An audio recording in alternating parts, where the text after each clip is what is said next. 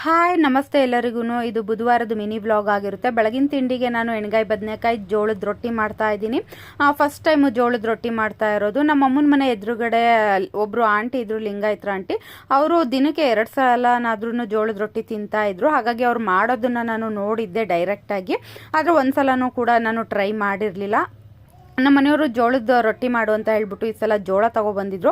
ನಮ್ಮ ಮೈಸೂರು ಕಡೆ ಎಲ್ಲ ಜೋಳದ ರೊಟ್ಟಿ ಕಮ್ಮಿನೇ ತಿನ್ನೋದು, ನಿಮ್ಗೆಲ್ರಿಗೂ ಚೆನ್ನಾಗಿ ಗೊತ್ತಿರುತ್ತೆ. ಫಸ್ಟ್ ಟೈಮ್ ಅಲ್ವಾ ಅಂತ ಹೇಳ್ಬಿಟ್ಟು ಕಮ್ಮಿ ಕ್ವಾಂಟಿಟಿಲಿ ಮಾಡಿದೆ.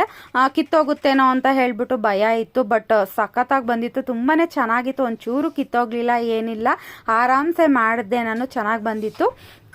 ಹಾಗೆ ನಮ್ಮನೆಯವರು ಕೂಡ ಇಷ್ಟಪಟ್ಟರು. ನೆಕ್ಸ್ಟ್ ಹೀಗೆ ಮಾಡು ಅಂತ ಹೇಳ್ಬಿಟ್ಟು ಈಗ ಸರಿ ಆಯಿತು ಅಂದ್ಬಿಟ್ಟು ನನ್ನ ಮಗ ಸ್ಕೂಲಿಗೆ ಹೋಗೋಷ್ಟೊತ್ತಿಗೆ ಅವನಿಗೆ ನೇಲ್ ಕಟ್ ಮಾಡೋಣ ಅಂತ ಹೇಳ್ಬಿಟ್ಟು ನೇಲ್ ಕಟ್ ಮಾಡಿಬಿಟ್ಟು ನಮ್ಮ ಮನೆಯವ್ರಿಗೂ ಕೂಡ ನಾನು ತಿಂಡಿ ಕೊಟ್ಬಿಟ್ಟು ಟೆರೆಸ್ ಮೇಲೆ ಹೋದೆ, ಬಟ್ಟೆ ಒಣಗಾಕ್ಬಿಡೋಣ ಅಂತ ಹೇಳ್ಬಿಟ್ಟು. ಇನ್ನು